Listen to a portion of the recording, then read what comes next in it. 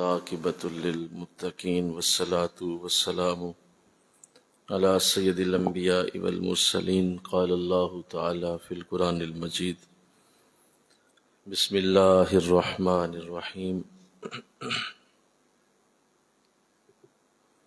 ربنا وبعث فیہم رسولا منہم یتلو علیہم آیاتک وَيُعَلِّمُهُمُ الْكِتَابَ وَالْحِكْمَةَ وَيُزَكِّيهِمْ إِنَّكَ أَنْتَ الْعَزِيزُ الْحَكِيمُ صدق اللہ العظیم رب اشرح لی صدری ویسر لی امری واحلل عقدۃ من لسانی یفقہوا قولی ان اللہ وملائکتہ یصلون علی النبی یا ایہا الذین آمنوا صلوا علیہ وسلموا تسلیما۔ مل کے پڑھیے الصلاۃ والسلام علیک یا رسول اللہ وعلی آلک واصحابک یا سیدی یا حبیب اللہ، الصلاۃ والسلام علیک یا سیدی یا رحمت للعالمین وعلی آلک واصحابک یا سیدی یا خاتم النبیین۔ ساری حمد اور ساری تعریف اس اللہ رب العالمین کے لیے ہے جس نے ہم سب کو پیدا کیا، ہمارا پالنے والا ہے، اور یہ ربیع الاول شریف کا آخری جمعہ ہے، اور آج انشاءاللہ العزیز حضور علیہ السلام کی سیرت اور آپ کی خوبصورت زندگی میں سے ایک ایسا خوبصورت پھول جو قرآن کی آیت کی شکل میں ہمارے سامنے ہے، اور ابھی میں نے اور آپ نے اس کی تلاوت کو سنا ہے۔ یوں تو ساری زندگی ہی آقا دو جہاں کی ایک ایسی اعلیٰ زندگی ہے کہ جس کا ایک ایک حرف، ایک ایک سطر، ایک ایک جملہ قیامت تک کے مسلمانوں کے لیے ہدایت کا سبب ہے، لیکن بعض آپ کی زندگی کے معاملات اتنے اعلیٰ، اتنے بڑے ہیں کہ وہ نمایاں نظر آتے ہیں۔ آپ کی زندگی کا جب بھی مطالعہ کیا جائے تو اس میں ان خوبصورت معاملات کی ایک ایسی اعلیٰ داستان بنتی ہے کہ جس کو بیان کرنے سے عشق رسول میں یقیناً اضافہ ہی ہوتا ہے، اور ہم اللہ سے دعا کرتے ہیں کہ اس ربیع الاول کی برکتیں ہم سب کو اس طرح عطا فرما کہ ہمارے دل میں مزید عشق مصطفیٰ کی دولت عطا ہو، مزید ہمیں حضور علیہ السلام کی محبت نصیب ہو، آقا دو جہاں کا پیار نصیب ہو۔ اور اب یہ آخری چند دن باقی ہیں، اور آخری دنوں میں اللہ بھی اپنے بندے کو اس محنت کی مزدوری دیتا ہے جو وہ محنت کرتا ہے۔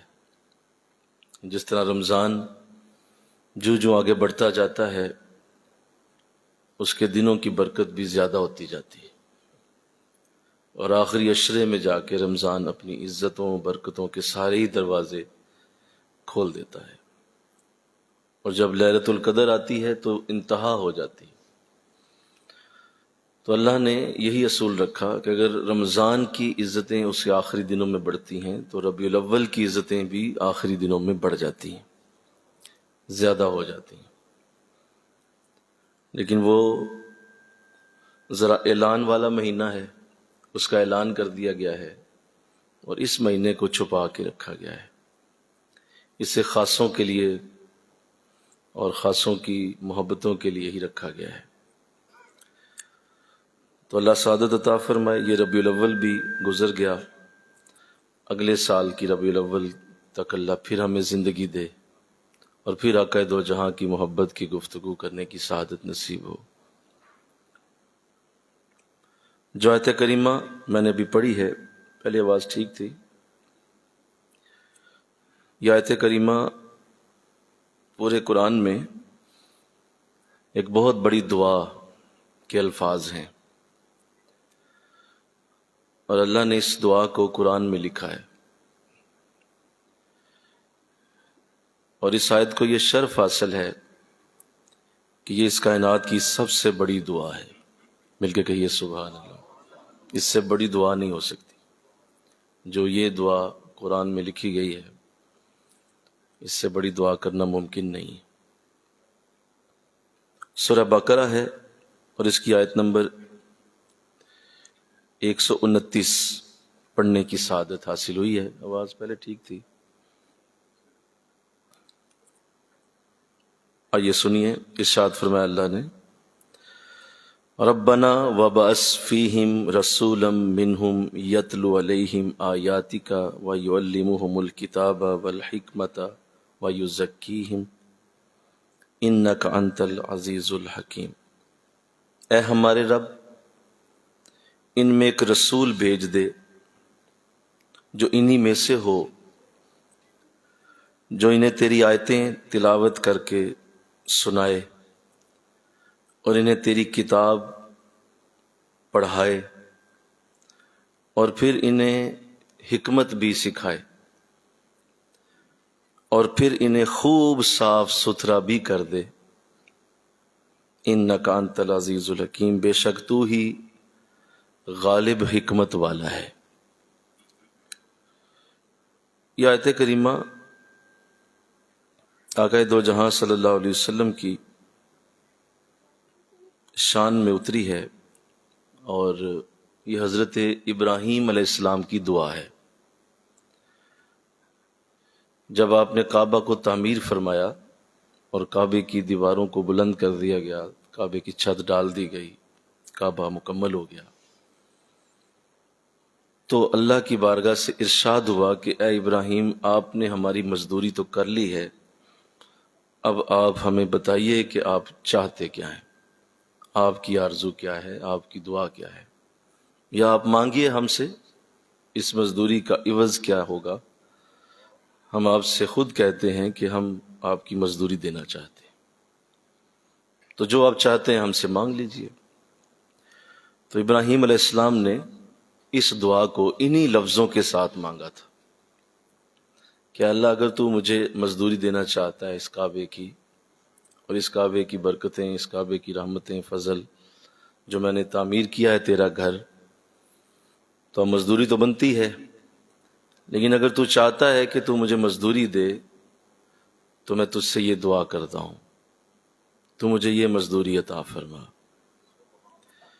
تو اللہ نے اپنے اس برگزیدہ رسول کی اس دعا کو اتنا پسند کیا، اتنے خوبصورت لفظ ہیں یہ، کہ یہ تقریباً حضور کی پیدائش سے 5000 سال پہلے بولے گئے، لیکن اللہ نے انہیں قرآن کے لیے محفوظ کر لیا، اور قرآن میں لکھنے کے لیے اس کو رکھ لیا گیا کہ جب قرآن اترے گا تو اس میں یہ الفاظ شامل کیے جائیں گے۔ مل کے کہیے سبحان اللہ۔ ان الفاظ کی اتنی قیمت ہے، اتنے یہ خوبصورت ہیں کہ اس کو محفوظ کیا گیا، اور یہ کسی انسان کے کلام کا اعجاز ہے، کسی شخص کے کلام کی یہ اتنی بلندی ہے کہ یہ ڈائریکٹ اللہ کے الفاظ نہیں ہیں، یہ حضرت ابراہیم کی زبان سے نکلے، تو اللہ نے انہیں قرآن کا حصہ بنایا اور اس کو اپنا کلام کہہ دیا، کہ قرآن کی ہر آیت ہم سب اس پہ ایمان رکھتے ہیں کہ یہ اللہ کا کلام ہے، اور ہر آیت کے اوپر ہمارا ایمان ہے کہ یہ اللہ کی طرف سے اتری ہے، اللہ کا کلام ہے یہ، حالانکہ یہ الفاظ خود خدا کے الفاظ نہیں ہیں، یہ حضرت ابراہیم علیہ السلام کے الفاظ۔ تو کتنے خوبصورت ہیں، کتنے پسند آئے ہوں گے، کتنا ان الفاظ کے ساتھ پیار ہوا ہوگا، اور کتنی اس میں آپ کو محبت آئی ہوگی کہ ان لفظوں کو جانے نہیں دینا، بلکہ ان کو اب قرآن میں ڈال دینا ہے۔ اور جب قرآن میں یہ شامل ہو گئے تو اب آپ اندازہ کریں یہ کتنی بار پڑھے جا چکے ہوں گے، کتنی بار ان کی تلاوت ہو چکی ہوگی، کتنے قراء، کتنے قرآن پڑھنے والے ان الفاظ کو دہرا چکے ہوں گے، ربنا وبعث فیہم رسولا منہم، اے ہمارے رب ان میں وہ رسول بھیج دے جو انہی میں سے ہو۔ تو کتنے پیارے الفاظ. تو ابراہیم علیہ السلام کے ساتھ ویسے بڑی محبت ہے، بڑا پیار ہے. اور آپ نے جب یہ دعا کی ہے کعبے کی دیواریں بلند کرنے کے بعد، کعبے کو تعمیر کرنے کے بعد، کعبہ شریف کی وہ خوبصورت عمارت کو جب آپ نے بنا لیا، تو اس کے بعد جو مزدوری مانگی ہے اس میں اپنے رسول کو مانگا ہے. یہ اصل میں حضور کی آمد کی دعا ہے، حضور علیہ السلام کے آنے کا ذکر ہے، اور آپ کی اس ہستی کے اترنے کا ذکر کیا جا رہا ہے کہ مولا اگر تو مجھے مزدوری دیتا ہے تو اپنا محمد مجھے عطا فرما دے صلی اللہ علیہ وسلم.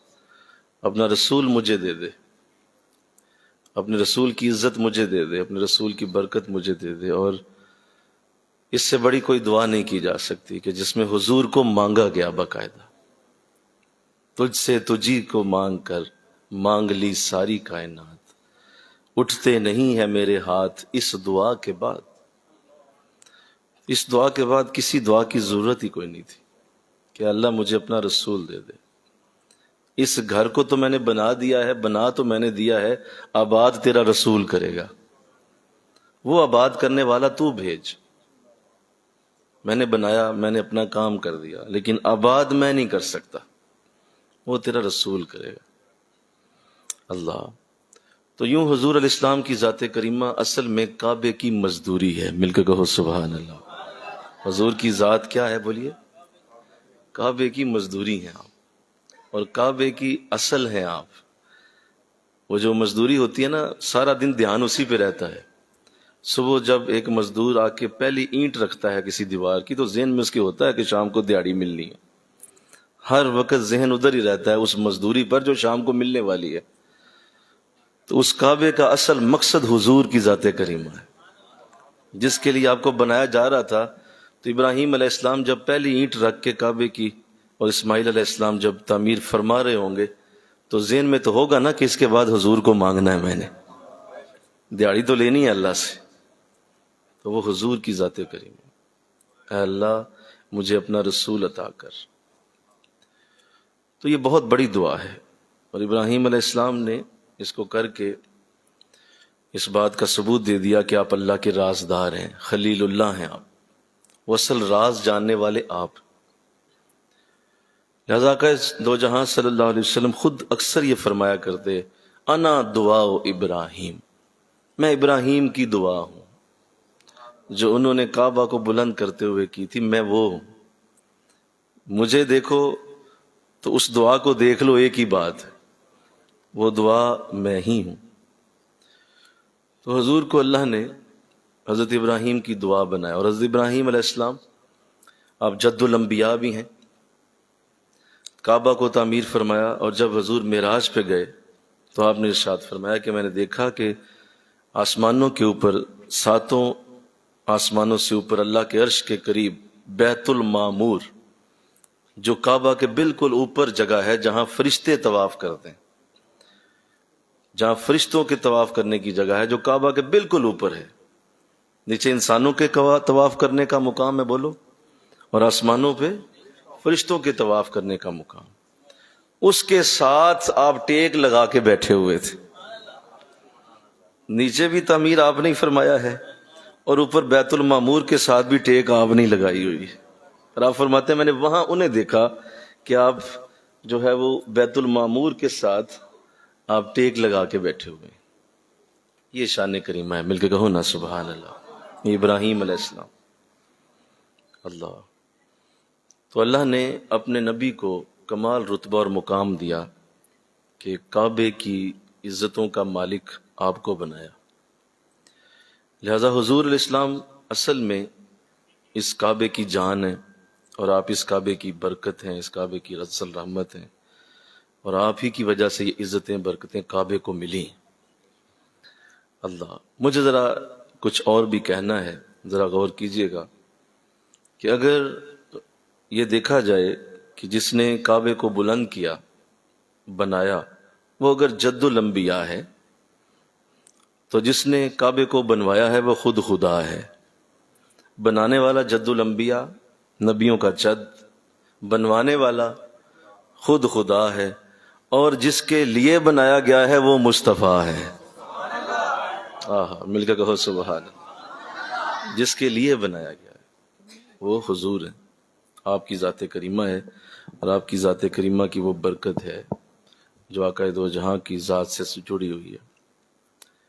اللہ، چلو یہ تو آپ کے اس میں نے آیت کا ابھی بیک گراؤنڈ عرض کیا، اس آیت کی برکت اور اس آیت کو کیوں نازل کیا گیا۔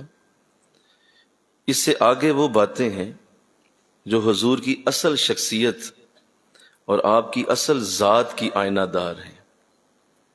اگر ہم فضیلت کی طرف جائیں تو فضیلت کا باب بہت بڑا ہے۔ حسینہ حسینہ دا منہ موڑ دیتا، محمد بنا کے قلم توڑ دیتا۔ محمد سر وحدت ہیں، کوئی رمز ان کی کیا جانے، شریعت میں تو بندہ ہیں، حقیقت میں خدا جانے۔ تو اگر آپ فضیلتوں میں چلے جائیں تو اتنی بڑی داستان کے کھلنے کے لیے ممکن نہیں، اور زندگیاں ختم ہوئیں اور قلم ٹوٹ گئے، تیرے اوصاف کا ایک باب بھی پورا نہ ہوا، یہاں یہ حال ہے۔ لہذا فضیلتوں کو آپ ذرا چھوڑ دیں، آپ تھوڑی دیر کے لیے صرف نظر کریں، فضیلتیں بہت زیادہ ہیں، لیکن آئیں ذرا اس بات پہ کہ حضور کی اصل آمد ہوئی کیوں تھی، آپ کس مقصد کے لیے تشریف لائے، اور آپ کا یہاں آنے کا اصل معاملہ کیا تھا۔ پورے قرآن میں صرف یہ ایک واحد آیت ہے جو حضور کے آنے کا اصل مقصد بیان کر دیتی ہے اور بتاتی ہے کہ حضور کیوں آئے گئے۔ اس میں کوئی شک نہیں کہ آپ کی ذات کریمہ اپنی اندر بے شمار فضیلتیں، برکتیں، مقامات، بلندیاں رکھتی ہے، عروج، لیکن اصل کیا، کیوں آئے آپ، اصل بات کی جائے، ریالٹی کیا ہے؟ کیا جان دو ٹکڑے کرنے آئے؟ نہیں۔ کیا سورج پلٹانے آئے؟ نہیں۔ یہ ایک آیت کچھ اور کہہ رہی ہے۔ حضور کس لیے آئے؟ کیا ساری دنیا کو مسلمان کرنے آئے؟ نہیں، یہ بھی مقصد نہیں تھا۔ کیا حضور اس لیے آئے تھے کہ آپ جو ہے وہ آپ زمین پہ آ کے تو درختوں سے کلام کرتے؟ آپ اس لیے آئے تھے کہ آپ مختلف معجزات دکھاتے اور لوگوں کو بتاتے کہ میں رسول ہوں؟ بھائی یہ مقصد تو نہیں ہے۔ حضور آئے کس لیے تھے اور کیا مقصد تھا آپ کے آنے کا؟ آپ اندازہ کیجئے کہ ایک شخص جس کو اللہ نے ایسا بنایا ہے کہ جبریل بھی کہتا ہے کہ میں نے 70,000 سال اس ستارے کو دیکھا جو میرے سامنے طلوع ہوتا اور غروب ہوتا تھا، اور 70,000 بار اسے دیکھا ہے میں نے، اور وہ ستارہ 70,000 سال طلوع رہتا اور 70,000 سال غروب رہتا۔ اس طرح میں نے اسے 70,000 بار دیکھا ہوا ہے، اور میری پیدائش سے پتہ نہیں کب سے پہلے وہ ستارہ اللہ کے عرش کے قریب چمکتا تھا۔ تو آقا علیہ السلام نے ارشاد فرمایا جبریل وہ ستارہ میں تھا۔ تو جس شخص کو اتنے عرصے پہلے وجود دیا گیا ہو اور اس کو اللہ اپنے حریم خلوت میں سنبھال کے رکھے ہوئے ہے، اور اربوں سال حضور اللہ کی حریم خلوت میں رہے ہیں، انہیں جب بھیجنا تھا تو کیا چھوٹے مقصد کے لیے بھیجنا تھا؟ جب کوئی شخص ایسا اہم ہوتا ہے تو اس کو کوئی چھوٹا کام تو نہیں دیا جاتا، پھر اس کو پھر بہت بڑا کام دیا جاتا۔ اور پھر آپ آئے بھی سارے نبیوں کے بعد ہیں، آدم سے لے کر حضرت عیسیٰ علیہ السلام تک جتنے رسول اور نبی آئے وہ سب بڑے اہم تھے، بڑے بڑے اعلیٰ تھے لوگ، یہ بڑے بڑے خوبصورت سیرتوں کے مالک تھے، لیکن اللہ نے حضور کو اس وقت بھیجا ہے جب ان سب کی قطار ختم ہو گئی، اور اس کے بعد آخر میں آپ تشریف لاتے ہیں۔ تو یوں پتہ چلا کہ ابھی بھی کچھ ایسا تھا جو ان نبیوں سے نہیں ہو سکا تھا، اور حضور کی کمی باقی تھی۔ مل کے کہو نا سبحان اللہ۔ ابھی حضور کی کمی تھی، ابھی کچھ ایسا تھا جو یہ لوگ نہیں کر سکے تھے۔ اگر وہ مقصد پورا ہو چکا ہوتا جو اللہ کا تھا تو اللہ مزید نبیوں کو نہ بھیجتا، ضرورت نہیں تھی۔ لیکن جب حضور آئے تو کہا بس اب پیچھے سے دروازہ نبوت کا بند کر دیا، اب ختم النبیین آ چکے، امام المرسلین آ چکے، ختم الانبیاء آ چکے، اب یہ مزید ضرورت باقی نہیں رہی، لہذا اللہ نے وہ سلسلہ بند کر دیا۔ تو حضور نے کچھ ایسا کہ کیا ہے جس کے بعد اللہ کو مزید کسی نبی کی حاجت نہیں تھی۔ یہ تو سر ضمن میں ایک بات کر دیتا ہوں، حضور اسلام نے ارشاد فرما کے تو ضمنی بات کر دی کہ اگر اول تو کسی شے کی ضرورت ہی کوئی نہیں ہے، میرے بعد اب کسی نبی کی ضرورت بولیے نہیں ہے۔ انا خاتم النبیین لا نبی بعدی، میں خاتم النبیین ہوں، میرے بعد کوئی نبی نہیں ہے، ضرورت نہیں ہے۔ لیکن لو کان بعد نبیا، اگر میرے بعد کوئی نبی آ بھی سکتا ہوتا تو تم میں عمر بن خطاب نبی ہوتا۔ تو یہ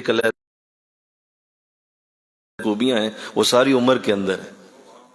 اللہ، تو حضور علیہ السلام آپ کا آنا اور آپ کا تشریف لانا ایک بہت بڑے مقصد کے ساتھ ہوا ہے، بہت بڑی آپ کے آنے کی ایک وجہ ہے، اور وہ وجہ آئیے قرآن کہتا ہے ربنا وبعث فیہم رسولا منہم، رسول بھیج دے، کیوں بھیج دے؟ یتلو علیہم آیاتک، وہ ایسا تیرا رسول ہو کہ وہ انہیں تیری آیتیں پڑھ پڑھ کے سنائے۔ مل کے کہو سبحان اللہ۔ یہ اللہ کا کلام، یہ قرآن، اس قرآن کی عزت و برکت کے لیے حضور کو بھیجا گیا ہے۔ یتلو علیہم آیاتک، یہ آیتوں کی تلاوت کرنا، ان آیات کو پڑھنا، یہ حضور کے سوا کسی کے بس میں نہیں تھا۔ آدم علیہ السلام جب پیدا کیے گئے، حدیث میں آتا ہے کہ جب آپ کا وجود بنا تو آپ کو بھی یہ علم ہوا کہ اللہ کا ایک کلام ہوگا جو اتنا عزیز ہوگا، اللہ کو اتنا بلند ہوگا کہ اگر اللہ اسے سمندروں پہ اتارے گا نا تو سمندر بھی ہوا میں اڑ جائیں گے، اس کا بوجھ برداشت نہیں کر سکیں گے۔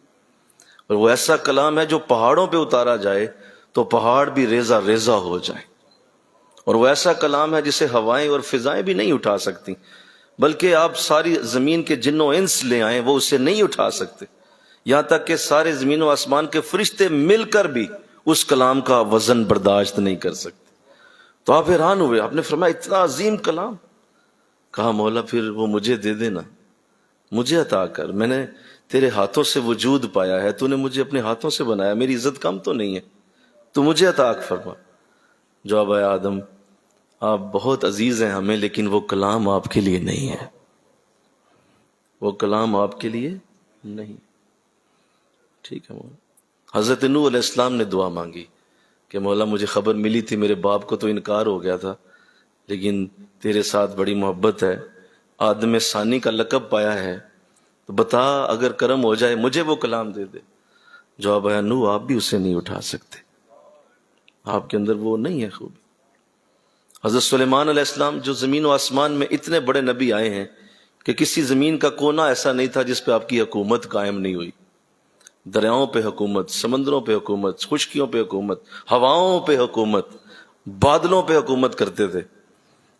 اتنی عظمت پائی کہ آپ کی زبان سے بھی جملہ نکلا مولا اتنی عظمت والا ہوں تو وہ کلام میرا بنتا ہے، پھر مجھے دے دے وہ کلام، میں نے سنا ہے کہ تو بڑا اعلیٰ کلام اتارنے والا ہے، کب دے گا، کس کو دے گا، مجھے دے دے۔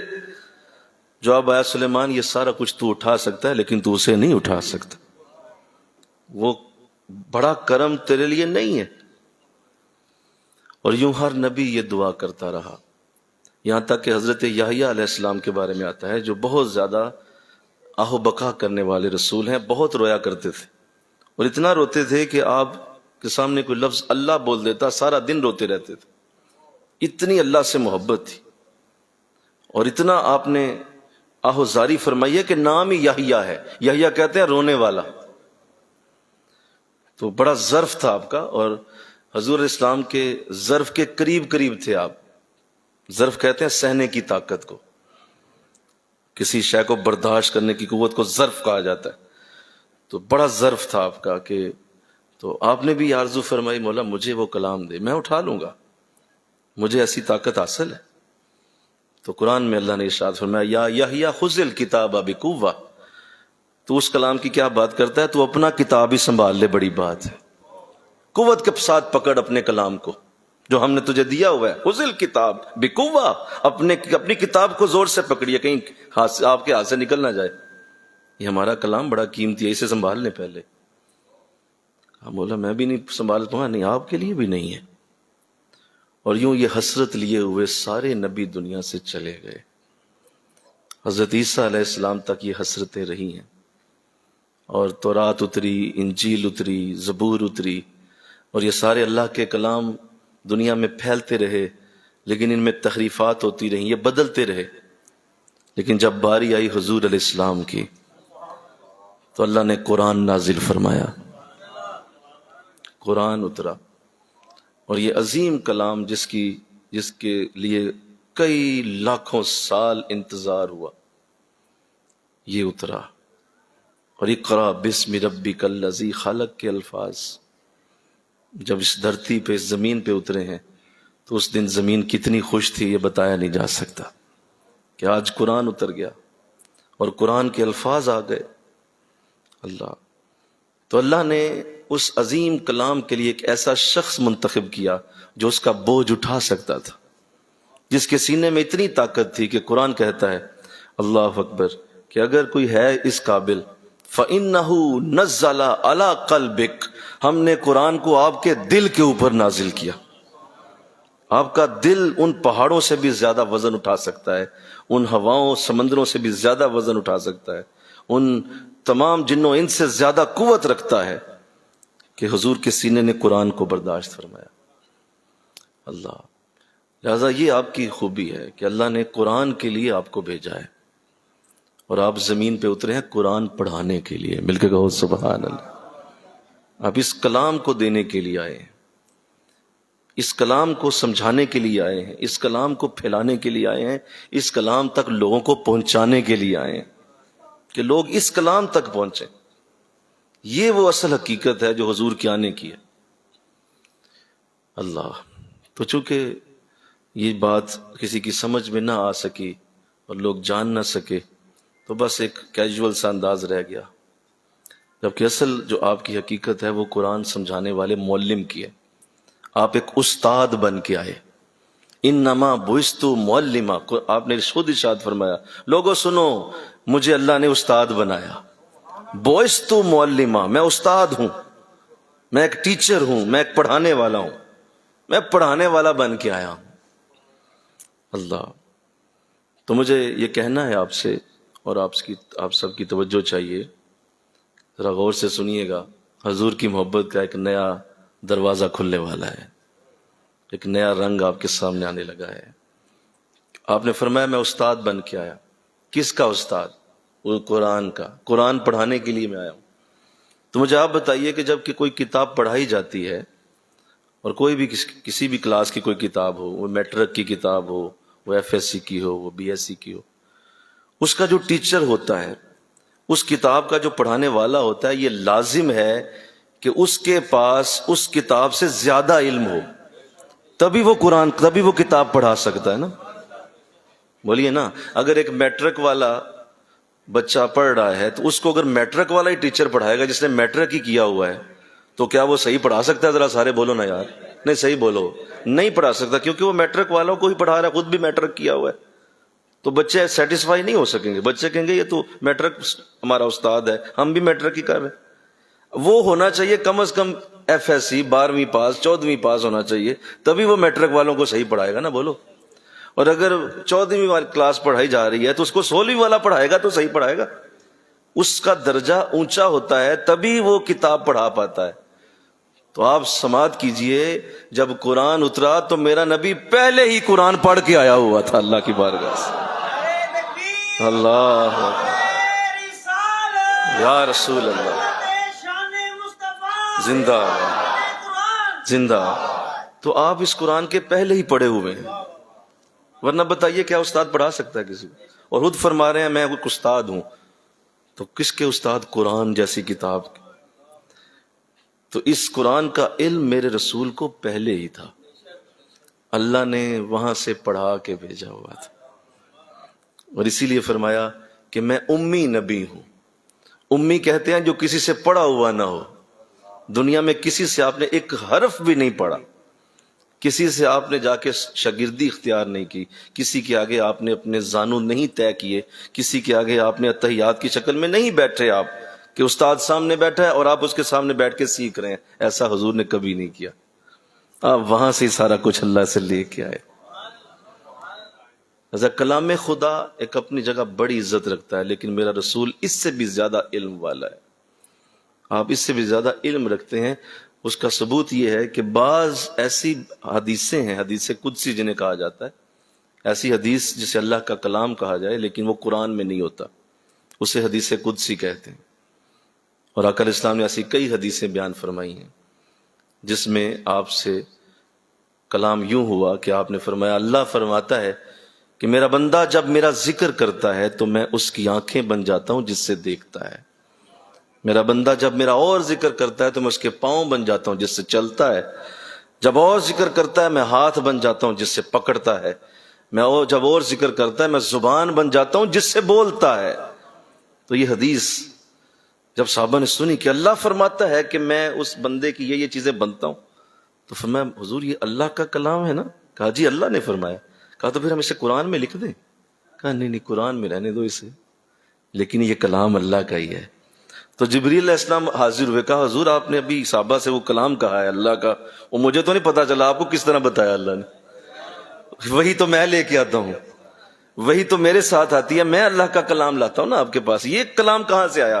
تو ارشاد فرمایا جبریل تیرے سوا بھی بڑے راستے ہیں میرے اللہ کے ساتھ. اللہ مجھے کہاں کہاں سے علم دیتا ہے، تیرے علاوہ بھی بڑے طریقے ہیں میرے پاس جو وہاں سے علم آتا ہے مجھے. مل کے کہو نا سبحان اللہ.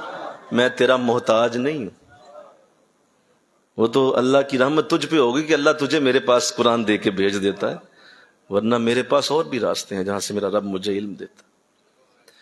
لہذا حضور علیہ السلام ایسے استاد ہیں جنہیں قرآن پڑھانے کے لیے بھیجا گیا، اور قرآن انہیں ہی وہی پڑھا سکتا تھا جو اس سے زیادہ علم رکھتا ہو، زیادہ برکت رکھتا ہو. لہذا حضور کا یہ طریقہ تھا کہ حضور قرآن پڑھتے پڑھاتے رہتے تھے، اور یہی آپ کا اصل معاملہ رہا.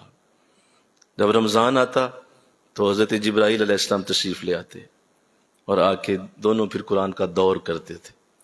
وہ آپ کو اپنی جو یادگاریں ہوتی وہ بتاتے کہ میں نے قرآن میں جو آپ کو آیات دی ہیں اس کے پیچھے یہ معنی ہے، مجھے یہ سمجھ آتی ہے. حضور انہیں بتاتے کہ مجھے قرآن کی یہ سمجھ اللہ نے دی ہوئی ہے، تو مجھ سے بھی سنو نا قرآن کیا کہتا ہے. تو اس طرح کلام خدا دونوں ڈسکس کرتے تھے. اللہ تو لہذا حضور کی پہلی ذمہ داری یتلو علیہم آیاتک، یہ قرآن کی تلاوت کریں گے. دیکھیے فرشتے اللہ کی بڑی پاکیزہ مخلوق ہیں، لیکن وہ قرآن پڑھ نہیں سکتے. یہ قرآن کا پڑھنا یہ بندوں کے لیے رکھا گیا. کوئی فرشتہ قرآن کی تلاوت نہیں کر سکتا.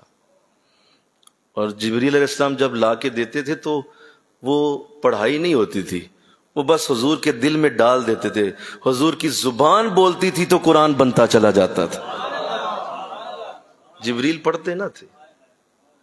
کسی فرشتے کے لیے قرآن پڑھنا ممکن ہی نہیں ہے. یہ بندوں کے اوپر اتارا گیا، اور بندوں میں سب سے اعلیٰ انسان کے اوپر قرآن اتارا، حضور علیہ السلام کی ذات کریمہ پہ قرآن اتارا. حضرت عزت و شان والی کتاب یہ کلام خدا جو میرے سامنے کھلا ہوا ہے، یہ بڑی عزت رکھتا ہے. اور اس کے لیے چونکہ یہ عزت والا ہے، یہ بڑی عزت والا ہے، تو اللہ نے اس کے لیے کیا انتظام کیا؟ جس نے بھیجا وہ بھی عزت والا، جو لا کے آیا جبریل وہ بھی عزت والا، جس کے اوپر اترا وہ سب سے بڑی عزت والا. اور یہ کلام اپنی جگہ اعلیٰ سے اعلیٰ عزتیں دنیا کے لیے لے کے آیا. اس کی پہلی جو خوبی ہے وہ تلاوت ہے. انشاءاللہ کہہ دیجئے اللہ ہمیں تلاوت قرآن کی توفیق دے. اس کی تلاوت کرنا، اس کے الفاظ کو پڑھنا یہ چھوٹا معاملہ نہیں ہے. آپ 2-3 آیتیں اس کی پڑھ کے دیکھیں، اس کے اندر ردم کتنا ہے، ترتیب کتنی ہے، اور اس کا نور کتنا بڑا ہے. کہ میں نے اس دن ایک بات پڑھی کہ جب کوئی قرآن کو پڑھتا ہے، تلاوت کرتا ہے، تو یہ بہت ساری بیماریاں جو جسمانی بھی ہیں روحانی بھی ہیں ان کو ذرا چھوڑ دیں. کہا جو دماغی اور جو ذہنی بیماریاں ہیں، قرآن کی تلاوت ذہنی بیماریوں کا علاج ہوتی ہے. ذہنی طور پہ بیمار لوگ دیکھیں، انسان کا جسم اگر ٹھیک ہے اور وہ نیکی بھی کرتا رہتا ہے، نماز روزے کا بھی عادی ہے، لیکن اگر اس کا ذہن نہیں نہ ٹھیک تو یہ دونوں ہی چیزیں بیکار ہو جاتی ہیں. ذہنی توانائی اور ذہن کا صحیح ہونا زیادہ ضروری ہے جسمانی اور روحانی صحت سے. ذہن کا ٹھیک ہونا، دماغ کا ٹھیک ہونا، جس نے فیصلے لینے ہیں، جہاں سے فیصلہ ہونا ہے، تو وہ کہہ رہے تھے کہ یہ قرآن جو ہے اس کی تلاوت ذہنی صحت کے لیے ضروری ہوتی ہے، اور جب اسے پڑھا جاتا ہے تو ذہن صحت پاتا ہے۔ ذہنی بیماریاں، بہت سارے لوگ ذہنی بیمار ہوتے ہیں، مثلا سوئے ہوئے ہیں تو سوتے ہی رہیں گے، باتیں کرتے رہتے ہیں، بولتے جائیں گے، رکیں گے ہی نہیں۔ بعض سائیکو ہو جاتے ہیں، سوچ سوچ کے سائیکو ہو جاتے ہیں، پتہ نہیں کیا ہونے والا ہے، کیا ہوگا، کب ہوگا، کیسے ہوگا، میرے ساتھ زندگی میں ہوگا، سوچ سوچ کے ذہنی طور پہ مفلوج ہو جاتے ہیں۔ اور ایسے لوگ دیکھے ہوں گے، ہر گھر میں ایک نہ ایک ذہنی مریض ضرور پایا جاتا ہے جو سائیکو ہوتا ہے، اور وہ اپنی سائیکو کی وجہ سے ہر جگہ ناکام ہو جاتا ہے۔ تو بزرگوں نے لکھا کہ جو قرآن پڑھے گا اللہ اس کے ذہن کو صائب کر دے گا، سیدھا کر دے گا، اس کا ذہن ٹھیک رہے گا، وہ کبھی بھی سائیکو نہیں بنے گا۔ تو قرآن کی تلاوت، حضور اسلام بڑی خوبصورت تلاوت فرماتے، خود آپ کی تلاوت بڑی اعلیٰ، میرے کہ کہو سبحان اللہ، آپ بڑی اچھی تلاوت کرتے۔ اور وہ واقعہ تو آپ کو یاد ہوگا کہ جو 3 کفار جو ہے ابو جہل اور ابو سفیان اور عتبہ، یہ تینوں جو ہیں وہ حضور کی تلاوت سننے تہجد کے وقت حضور کے حجرے کے باہر کھڑے ہو جاتے تھے۔ اتنی پیاری تلاوت کرتے تھے، کیونکہ یہ بھی عرب تھے، حضور بھی عرب ہیں اور قرآن بھی عربی میں، تو جب یہ پڑھتے تھے تو اتنا انہیں مزہ آتا تھا، یہ سننے کے لیے روز آتے تھے، اور ایک دوسرے کو منع کرتے تھے تم کیوں آئے ہو، تم نے کل سے نہیں آنا، تو وہ کہتے ٹھیک ہے کل سے نہیں آئیں گے، لیکن اگلے دن تینوں پھر پہنچ جاتے تھے کہ کون سا دوسرا آیا ہوگا، میں نے اسے کہا ہے نہیں آنا، وہ نہیں آئے گا تو میں تو جا کے سنوں تلاوت۔ اتنی خوبصورت تلاوت آپ فرماتے، اور آپ کی آواز تلاوت کی آپ کے کمرے سے باہر نکل کر گلی میں آیا کرتی تھی، بہت اچھی تلاوت کر، اعلیٰ تلاوت۔ صاحب قرآن جب قرآن پڑھتا ہوگا کیا ماحول ہوتا ہوگا، کہ جب صاحب قرآن خود قرآن پڑھتا ہو اللہ۔ اور حضور کے صحابہ میں بہت سارے صحابہ تھے جو بڑی اچھی تلاوت کرتے، حضرت کعب رضی اللہ تعالیٰ عنہ، ان کے بارے میں ایک بار جبریل آئے اور انہوں نے عرض کی کہ اللہ کے رسول اللہ سلام کہتا ہے اور یہ فرماتا ہے کہ کعب کو ذرا بلائیں، آج تلاوت اس کی سننے کو دل چاہ رہا ہے، چاہتے ہیں ہم کعب کی تلاوت سنیں تو ذرا بلائیں۔ تو حضور نے پیغام بھیجا، حضرت کعب تشریف لائے، تو ارشاد فرمایا حضور میں حاضر ہوں۔ تو فرمایا کہ کعب، اللہ کی بارگاہ سے حکم آیا کہ کعب کی تلاوت سننی ہے۔ تو حضرت کعب روئے، فرمایا حضور کیا میرا نام اللہ نے لیا، کیا میرے نام سے مجھے یاد کیا گیا؟ کہا ہاں، اللہ نے فرمایا کعب کی تلاوت سننی ہے۔ بڑی خوبصورت تلاوت فرماتے تھے۔ آج تو ہر قرآن کو ہم نے کلوں اور دسموں پہ پڑھنے کے لیے رکھا ہوا ہے، یا یہ بیچارے ہمارے بچے مجبوری میں شاید، لیکن چلو بعض شوق سے بھی پڑھتے ہوں گے، بس اس کے لیے قرآن رہ گیا ہے۔ قرآن کو خود سے محبت سے تلاوت کرنا یہ تو کب کا ہمارے دور میں لوگوں نے چھوڑ دیا ہوا ہے، اور قرآن کو کھول کے پڑھنا، قرآن کو کھول کے اپنی عادت بنانا، یہ تو کب کا لوگوں نے، کبھی موقع رمضان میں کبھی 1-2 دن، اس کے بعد وہ بھی چھوڑ دیتے ہیں۔ کیوں؟ ہمارا ذہن قرآن کی طرف جاتا ہی نہیں ہے۔ جس مقصد کے لیے حضور جیسا شخص آیا، تمہیں پتہ ہے وہ قرآن کتنی بڑی چیز ہوگا، کہ حضور جیسا شخص مبعوث کیا گیا، حضور جیسے شخص کو بھیجا گیا اس کلام کے لیے۔ اور تم کیا سمجھتے ہو؟ سنو میری بات، غور سے سنو ذرا، جس شخص کو بھیجا گیا ہے وہ اس کائنات کا سب سے اعلیٰ شخص ہے، وہ اللہ کا محبوب بھی ہے، اور جس کتاب کے لیے بھیجا گیا ہے وہ قرآن ہے۔ تو اتنا بڑا معاملہ اور لاکھوں سال کا انتظار، اور ہر نبی کی آرزو کہ یہ مجھے ملے، اور نہ ملا، اور پھر حضور آئے، ان کو دیا گیا، اور مجھے اور آپ تک قرآن پہنچا۔ تو کیا آپ سمجھتے ہیں کہ ہم سے قرآن کی پوچھ نہیں ہوگی؟ کیا آپ کو لگتا ہے کہ نہیں پوچھا جائے گا آپ سے کہ آپ کو قرآن نہیں آتا؟ کیا آپ کو لگتا ہے کہ اللہ چھوڑ دے گا آپ کو، جس کے لیے اتنی محنت کی گئی ہو، اتنے لاکھوں سال انتظار کیا گیا ہو، اور حضور جیسا شخص جسے پڑھانے کے لیے آیا ہو؟ آپ سمجھتے ہیں کہ کیا آپ کو اللہ جانے دے گا حشر کے دن قرآن سے آپ کو چھوڑ دے گا؟ کوئی بات نہیں پڑھا تو اس کی ایک ایک آیت کی پوچھ ہونی ہے، مجھ سے بھی اور آپ سے بھی۔ یہ پورے دھیان سے سن لیجئے، اس کا ایک ایک جز پوچھا جائے گا، اس لیے کہ یہ عام شے نہیں ہے،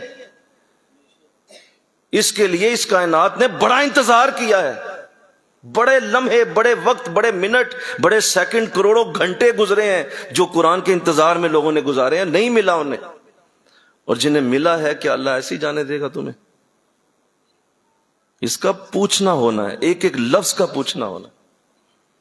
اور میں قرآن کی وہ آیت کبھی یاد آتی ہے تو دل چھلنی ہو جاتا ہے، ابھی تک نہیں پڑھائی، موقع نہیں بنا یہاں مسجد میں، وہ آیت ابھی آئی نہیں، آگے آئے گی۔ اس میں آقا دو جہاں کے بارے میں قرآن میں لکھا ہے کہ جب قیامت کے دن امتیں حضور کے سامنے سے گزر رہی ہوں گی اور ایک ایک امت گزر ہی جائے گی، جاتی جائے گی، ہر نبی اپنی امت کی خرابیاں بتائے گا، مولا یہ حضرت شعیب بتائیں گے یہ میری قوم تھی، مولا یہ ناپ تول میں کمی کیا کرتے، یہ ناپ تول صحیح نہیں کرتے تھے، یہ ڈنڈی مارتے تھے، ناپ میں تول میں ڈنڈی مارتے تھے۔ حضرت لوط علیہ السلام کی قوم گزرے گی، لوط فرمائیں گے مولا یہ وہ بدبخت ہیں جو میری قوم میں برا عمل کیا کرتے تھے، اور یہ گندا عمل میری قوم نے شروع کیا، وہ اپنے قوم کی بتائیں گے۔ حضرت عیسیٰ بتائیں گے مجھے خدا کا بیٹا کہنے والے بدبخت یہ گزر رہے ہیں، یہ مجھے خدا کا بیٹا کہا کرتے تھے، کہتے تھے میں تیرا بیٹا ہوں، مولا میں تیرا کوئی بیٹا نہیں ہوں، یہ بدبخت کہا کرتے تھے، ان کے اندر یہ خرابی ہے۔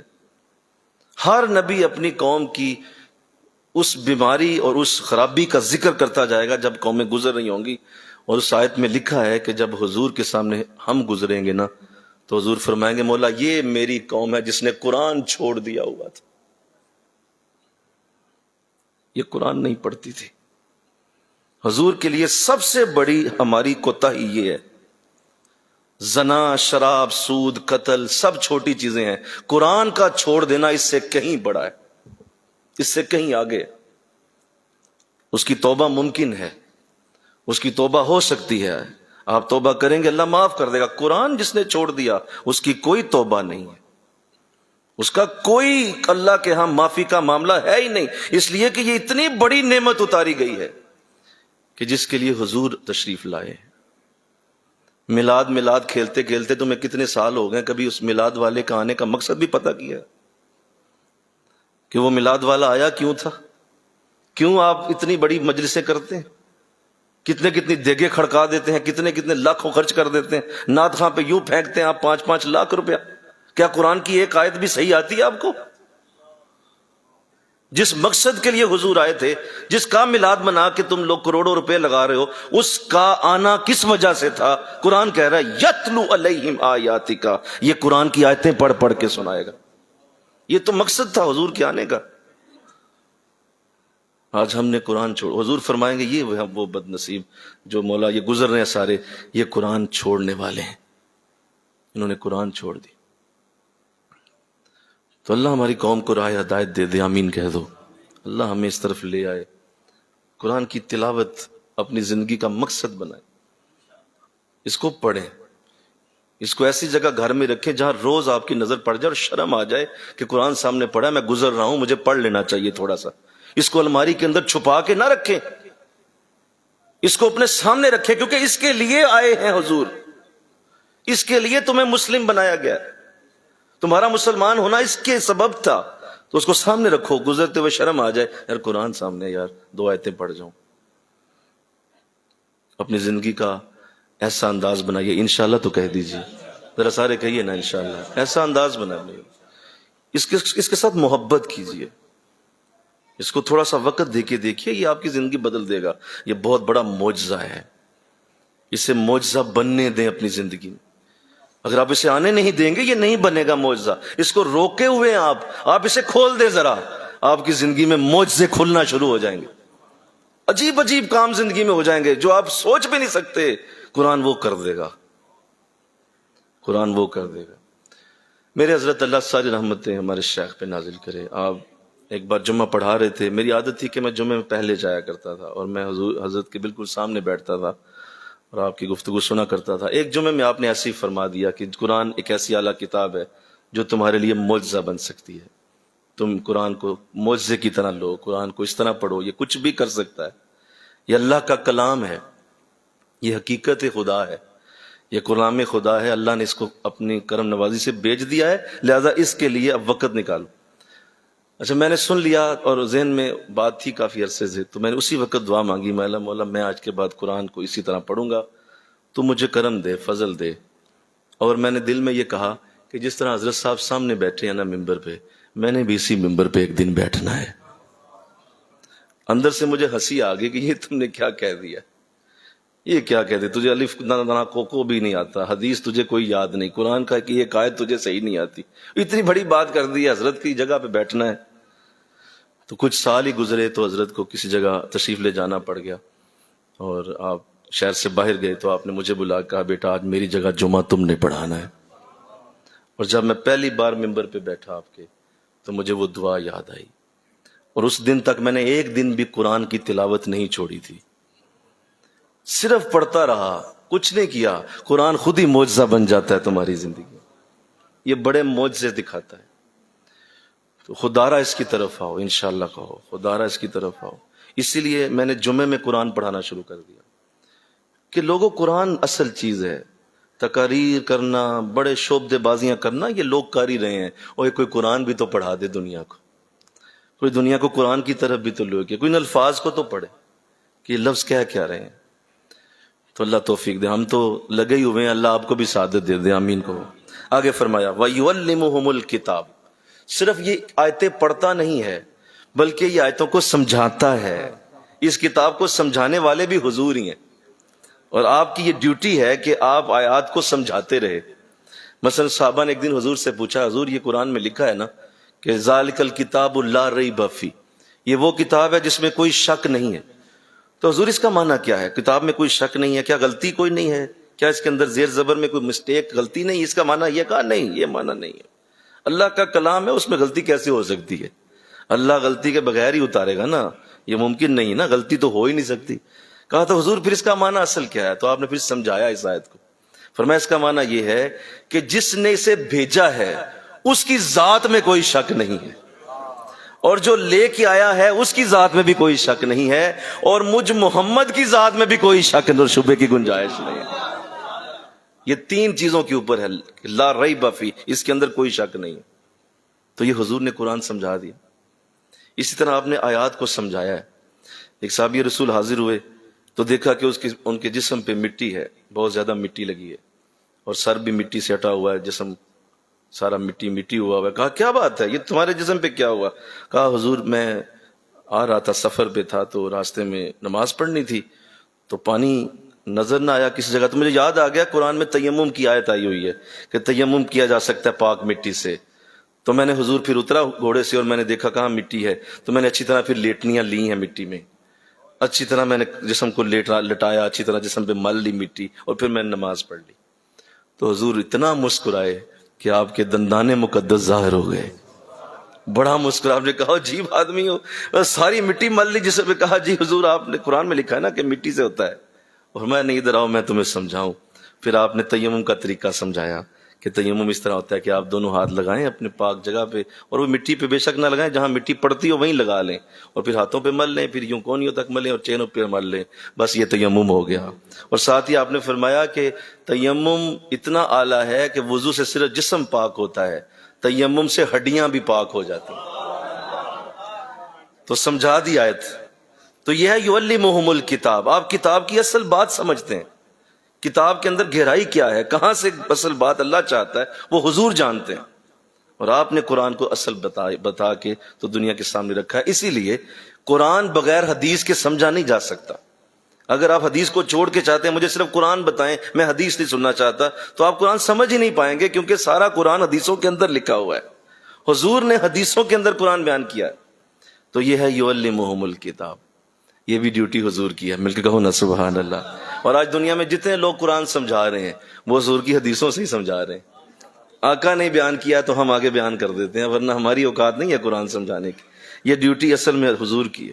اور آگے ارشاد فرمایا والحکمہ، وہ صرف قرآن کو سمجھاتے ہی نہیں ہیں بلکہ حکمت یعنی اپنا عمل بھی ساتھ پیش کر دیتے ہیں۔ حضور نے صرف قرآن سمجھایا ہی نہیں ہے بلکہ اپنا عمل بھی پیش کیا ہے۔ آپ نے ساتھ ساتھ اپنی زندگی کے سارے رنگ بھی سامنے رکھے ہیں کہ یہ دیکھو جیسے قرآن میں لکھا ہے میں کر بھی تو وہی رہا ہوں۔ تو یہ ہے والحکمہ، حکمت بھی ساتھ ہی بتائی ہے کہ اصل میں قرآن کی جو اصلیت ہے وہ ایک جسم کے اوپر نافذ ہو تو بنتی ہے۔ حضرت عائشہ صدیقہ رضی اللہ تعالیٰ عنہ سے کسی نے پوچھا کہ حضور اماں جان بتائیے کہ حضور کیسے تھے؟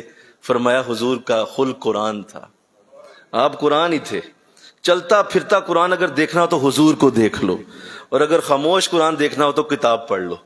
اور اگر بولتا قرآن دیکھنا ہے تو میرے نبی کو دیکھ لو۔ تو رضا حضور مجسم قرآن تھے، حکمت آپ نے اپنی سنتوں سے قرآن کو سامنے رکھا ہے، قرآن بتایا اپنے جسم کی حرکات سے۔ فرمایا لوگوں نے کہ حضور قرآن میں لکھا اقیم الصلاۃ، نماز پڑھو، قائم کرو نماز۔ تو حضور کیسے کریں، کیسے نماز قائم ہوتی ہے؟ تو آپ نے کھڑے ہو کے فرمایا سنو اب میں نماز پڑھنے لگا ہوں، صلو کما رأیتمونی اصلی، جس طرح میں نماز پڑھ رہا ہوں مجھے دیکھ کے نماز شروع کر دو۔ حضور نے اپنے عمل سے نماز بتائی ہے۔ یہ جو ہاتھ اٹھانا ہے، یہ جو ہاتھ باندھنا ہے، یہ کہاں لکھا ہے؟ بولو نا بھائی، کہیں بھی نہیں، یہ حضور نے بتایا ہے۔ یہ ہے حکمت والحکمہ، اور ساتھ حکمت بتاتے ہیں کیسے کرنا ہے، وہ انداز کیا ہوں گے جو قرآن کہہ رہا ہے کیسے کرنا ہے۔ اللہ، روزے کے لیے قرآن میں صرف اتنا لکھا ہے کہ جب سحری ہو تو سفید دھاگے اور کالے دھاگے میں فرق ہو جائے، یہ قرآن میں ہے۔ تو حضور نے بتایا بھائی اس سے مراد سحری ہے، اور آپ نے اٹھ کے اس وقت پھر جب کھانا کھایا تو صحابہ کو بتایا کہ یہ سحری کا وقت ہے، اور اس سحری کے وقت سے اب قیامت تک کے لیے لوگ رمضان میں روزہ رکھتے ہیں۔ افطاری کا وقت آپ نے متعین فرمایا کہ بھائی جب سورج غروب ہوگا تو افطاری شروع ہو جائے گی۔ تو یہ حضور کی حکمتیں ہیں، مل کے کہو نا سبحان اللہ۔ یہ بھی بتانے والے آپ ہیں، اور آپ نے سارا کچھ بتایا، اور آخر میں جب اس آیت کو مکمل کیا تو فرمایا وَيُزَكِّيهِمْ، یہ ایسا اعلیٰ رسول ہے کہ نہ صرف تجھے قرآن پڑھ کے سناتا ہے بلکہ یہ قرآن کو سمجھاتا ہے، اور ساتھ یہ اپنے عمل سے بتاتا ہے، اور پھر یہ قرآن ہی کے ذریعے تمہارے دلوں کو پاک بھی کر دیتا ہے۔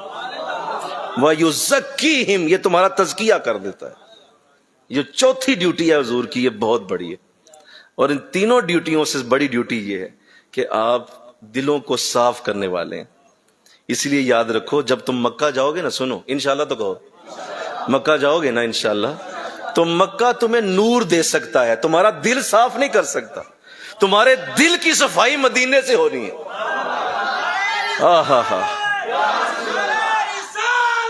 یا رسول اللہ، دلوں کی صفائی مدینے سے ہوتی ہے، مکہ صرف نور چڑھاتا ہے اوپر، وہاں تمہارے لیے صفائی کا کوئی انتظام نہیں ہے۔ وہ خانہ کعبہ ہے، اس کو دیکھو گے نور ہے، وہ اللہ کی برکتوں کا ایک مرکز ہے، وہاں سے نور چڑھے گا۔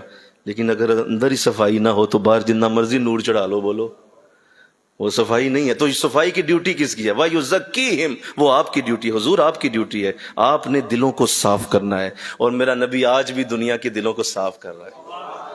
آج بھی جب کوئی مدینے جاتا ہے دل صاف ہو جاتے ہیں، دلوں کی صفائی وہاں سے، دلوں کی تراوٹ وہاں سے ہے، دلوں کا سکون، دلوں کے اندر جو رحمت اور کرم اترنا ہے وہ مدینے سے اتر۔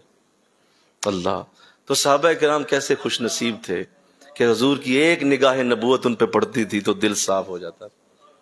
اللہ، تو اب میں آپ کو یہ 4 باتیں بتانے کے بعد ایک بات عرض کرنے لگا ہوں، اور وہ یہ ہے کہ چونکہ یہی چاروں ڈیوٹیاں حضور کی ہیں، پہلی ڈیوٹی بول دیجیے، کتاب پڑھانا، کتاب کی تلاوت کرنا، دوسرا بولیے سکھانا قرآن کو، تیسرا بولیے اپنی حکمت، اپنی سنت بتانا، اور چوتھا دلوں کو صاف کرنا۔ یہ 4 ڈیوٹیاں حضور کی ہیں۔ آج بھی دنیا میں جو انہی چاروں ڈیوٹیوں کو کوئی شخص کرتا ہے وہی کامل پیر ہوگا، وہی حضرت حضور کا صحیح نائب ہوگا۔ اگر اس میں کسی ایک جگہ بھی کمی ہے تو وہ کامل نہیں ہو سکتا۔ ٹھیک ہے، اس سے کچھ برکت مل جائے گی آپ کو، اصل عزت اسی کی ہے جو یہ چاروں ڈیوٹیاں پوری کرے۔ وہ قرآن خود بھی پڑھے، مل کے کہو سبحان اللہ، قرآن سکھائے بھی، اپنے جسم اپنی زندگی کی حقیقتیں کھول کے سامنے رکھے، کتاب کی طرح اس کی زندگی کھلی ہو، حضرت کرتے کیا ہیں، کماتے کہاں سے ہیں، کہاں سے آتا ہے سارا کچھ ان کے پاس، وہ پوری زندگی سامنے ہو، اور ساتھ تمہیں بٹھا کے اللہ اللہ کرا کے دل بھی صاف کرتے چلے جائیں، تمہارا دل بھی صاف ہوتا ہے۔ یہ 4 کام جس نے کیے وہ پیر ہے، اصل میں وہ اصل پیر ہے، اور اس کو پیر کہنے کا حق ہے۔ ورنہ یہ ننگ دڑانگ اور اس طرح کے جتنے بھی ہیں وہ سب مسترد ہیں، ان کا کوئی اللہ رسول کے ہاں نام نہیں ہے۔ حضور کے ذمہ یہ 4 ڈیوٹیاں تھیں، اور حضور کا ہر نائب یہی کرتا رہا، چاروں خلفاء نے یہی کام کیا ہے۔ حضرت ابو بکر قرآن کی ڈیوٹی دیتے رہے، مل کے کہو سبحان اللہ۔ حضرت عمر نے قرآن کو اتنا پھیلایا کہ حد کر دی ہے۔ حضرت عثمان غنی تو قرآن کو چھپوا کے گئے ہیں، خود لکھوا کے گئے ہیں، اور حضرت علی اور مرتضیٰ قرآن کے اتنے ماہر ہیں، کیا فرمایا کرتے تھے، لوگوں مجھ سے پوچھو قرآن کی کون سی آیت کہاں کب کیوں اور کس حالت میں نبی پہ نازل ہوئی، میں ہر شے جانتا ہوں، قرآن کا حرف حرف مجھے آتا ہے۔ آپ چاروں خلفاء دیکھیں، چاروں قرآن کے ماہر تھے، اور اس کے بعد جتنے بڑے بڑے علماء دنیا میں تشریف لائے سب قرآن کے ماہرین تھے۔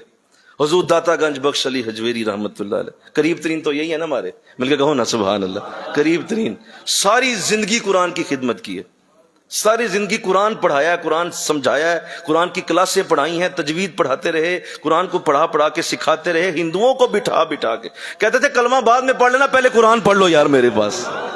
وہ کہتے جی ہم نے کلمہ نہیں پڑھا، کہا چھوڑو، آؤ پڑھو تو صحیح قرآن میرے پاس، بیٹھو میں تمہیں قرآن پڑھاؤں۔ سارے لاہور میں ہندوؤں کو قرآن پڑھا دیا۔ یوں ہی تو نہیں اتنا نام میرے داتا کا۔ حضرت امام اعظم ابو حنیفہ رحمت اللہ تعالی جب وصال ہوا، جب وصال ہوا لوگ آئے غسل دینے کے لیے، کہا حضور کا وصال ہے تو لائیں میں غسل دیتا ہوں۔ لوگوں نے آئے، کچھ علماء آ گئے، کہا حضور ہمیں توفیق دیجئے۔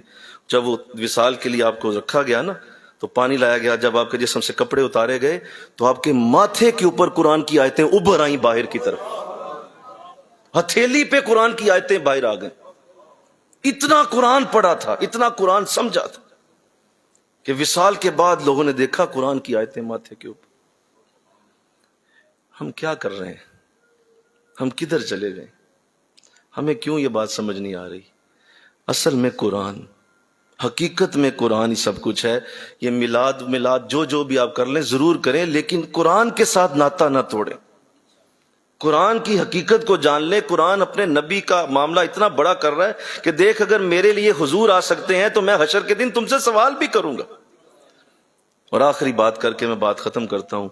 حضور علیہ السلام کی وہ حدیث جو آپ نے پتہ نہیں کن لفظوں میں جب آپ نے یہ بولی ہوگی، صحابہ کا کیا حال ہوا ہوگا، اور صحابہ جنہوں نے ڈائریکٹ حضور سے یہ لفظ سنے، آج میں اسے کبھی سناتا ہوں یا خود سنتا ہوں، پڑھتا ہوں کسی جگہ، تو میری حالت کیا ہو جاتی ہے، آپ کو جب سناؤں گا تو آپ کے ساتھ کیا ہوگا یا آپ کو پتا ہو، لیکن اس وقت جب حضور نے اسے بولا ہوگا صحابہ نے کیا حال کیا ہوگا۔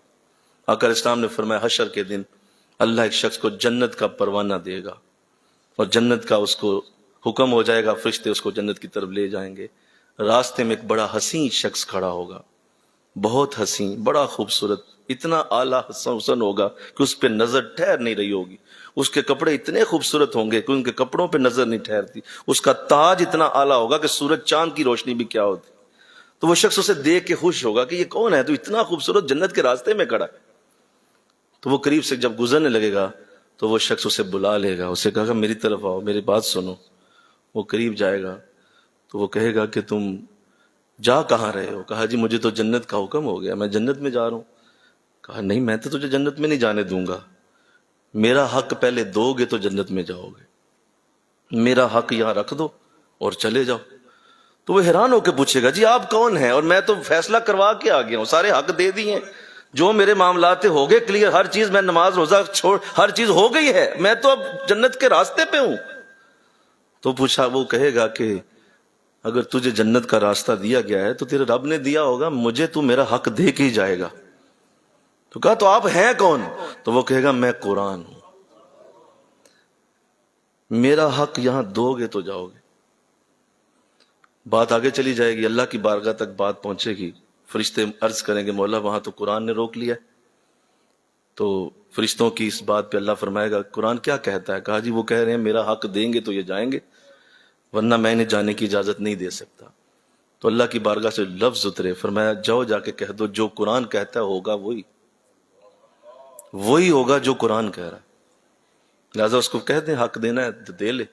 تو جب وہ حق نہیں دے سکے گا، یعنی قرآن کا اس کے ساتھ معاملہ ٹھیک نہیں ہوگا، تو آقا فرماتے ہیں وہ قرآن کہے گا کہ مولا اس حکم کو واپس کیا جائے، اور میں اس کو جنت میں جانے کی اجازت نہیں دے سکتا۔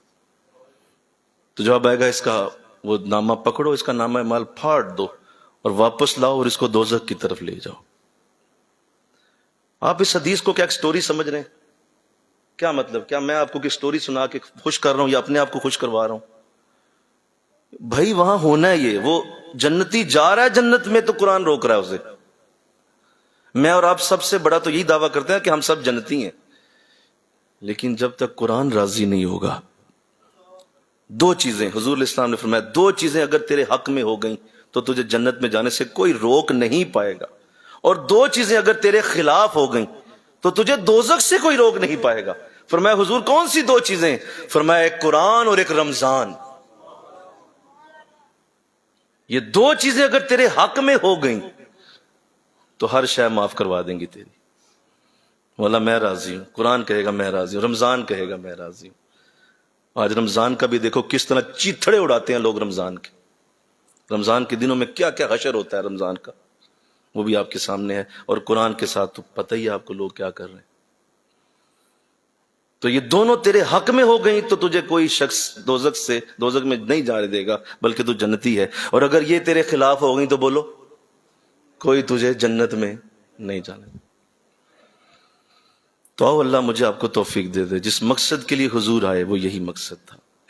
آپ قرآن پڑھانے آئے ہیں، قرآن سمجھانے آئے۔ آج بھی چلیں، آج بھی اگر حضور مدینہ شریف سے اپنی قبر انور سے باہر تشریف لائیں، مل کے کہو نا سبحان اللہ۔ ہو تو نہیں سکتا، لیکن تصور ہی کر لو کہ اگر حضور آ جائیں تو آپ کیا کریں گے؟ آگے آپ قرآن پڑھائیں گے، آپ قرآن تھام لیں گے، قرآن کو پڑھانا شروع کر دیں گے، اور آپ کوئی بہت بڑا مدرسہ کھول لیں گے، وہاں قرآن شروع کر دیں گے آپ۔ اور کیا کرنا؟ حضور ساری زندگی مسجد نبوی کے اندر صفہ کا چبوترا کس لیے بنایا گیا؟ وہ جو تھوڑی سی اونچی جگہ ہے وہ اس لیے بنائے گی کہ وہاں بیٹھ کے حضور قرآن پڑھایا کرتے تھے، زیادہ مسجد میں ہی اس جگہ کو اونچا کر دیا۔ مولا وہ تو پوری زمین ہی بڑی اعلیٰ تھی، اونچا کرنے کی کیا ضرورت تھی وہاں؟ نہیں، یہ قرآن کی جگہ ہے، یہاں اونچا کرو، اس کو اونچا کرو، بلند کرو، وہاں قرآن پڑھاتے رہے آپ۔ تو وہ تمام لوگ جو قرآن کے لیے ایسا کر رہے ہیں، اللہ انہیں مبارک کرے، آمین کہو۔ پوری امت میں جو قرآن کی دعوت کو پھیلاتے ہیں، قرآن کو پھیلانے میں لگے ہوئے ہیں، قرآن کی ترویج میں لگے ہوئے ہیں، لوگوں کو قرآن کی طرف مائل کر رہے ہیں، وہ بڑے مبارکباد کے مستحق ہیں۔ وہ اصل کام کر رہے ہیں جس کے لیے حضور آئے تھے۔ اور مجھے بتائیے، سنیے اس بات کو، دل کو تازہ کیجئے کہ اگر ان لوگوں کا جو حضور کا یہی مشن اٹھا کے چل رہے ہیں، حضور ان کے لیے کیا کیا دعائیں کرتے ہوں گے وہاں گنبد خضرا۔ دیکھو نا، میرا کوئی کام کرنے پنڈی گیا ہو، لاہور گیا ہو، تو بتاؤ میں پیچھے خیال نہیں رکھوں گا؟ میں پیچھے کتنا خیال رہوں، میرا بندہ یار میرا کام کرنے گیا ہو، بھائی یار فون کرو کدھر پہنچا، کہاں ہے، روٹی کھائی ہے کہ نہیں، سفر کیسا رہا، کوئی مشکل تو نہیں آئی، مجھے بتائیں میرا کام کرنے گیا ہو، میں جتنے جوگا ہوں گا نا، میں اس کے پیچھے پوری خبر رکھوں گا کہاں کیا کر رہا ہے۔ اور جو حضور کا پیغام آگے قرآن پھیلاتا ہو، حضور کتنی محبت اس کے ساتھ کرتے، کتنا پیار کرتے ہوں۔ ہم نے صرف ثواب کی کتاب سمجھ لی ہے، بس ثواب لے لو، ثواب لے لو، بھائی ثواب کے لیے اس کو پڑھو، اس کو سمجھو، اس کے اندر قرآن کے لفظوں کے اندر کیا ہے اسے پڑھنے کی کوشش کرو۔ کسی کے پاس جاؤ، اسے کہو مجھے قرآن پڑھا دے، اس سے بڑی کیا عزت ہو سکتی ہے؟ تو اللہ آپ سب کو برکت دے، آمین کہو۔ اللہ آپ سب کو سعادت دے، اور ہم سب قرآن کی آج اس کلاس کے اندر وعدہ کرتے ہیں کہ مولا ساری زندگی قرآن کی طرف توجہ رکھیں گے انشاءاللہ۔ ہم اپنے بچوں کو بھی قرآن پہ لگائیں گے، اپنے بچوں کو بھی قرآن کی طرف مائل کریں گے، قرآن کی طرف ان کا رجحان کریں گے، کم از کم ایک بچے کو حفظ کرائیں گے انشاءاللہ کہو نا۔ اپنی اولاد میں سے ایک بچے کو ضرور حافظہ بنائیں، حفظ کرائیں اسے، اس کو قرآن کے لیے ایسا بنا دے کہ ایک بچہ تو تمہارا حافظ ہونا چاہیے، کوئی بیٹی ہو یا بیٹا ہو۔ تو اس کا انداز بنائیے، اپنے گھروں میں قرآن کے لیے دور بنائیے، قرآن کا دور اپنے گھروں میں چلائیے، اور اس کی برکت دیکھیے۔ آج یہ آخری جمعہ تھا ربیع الاول کا، میرا جی چاہا کہ آج اصل بات کر کے بات ختم کر دی جائے۔ وما علینا الا البلاغ۔ کھڑے ہو کے دو چاروں سنتے ادا کروائیے۔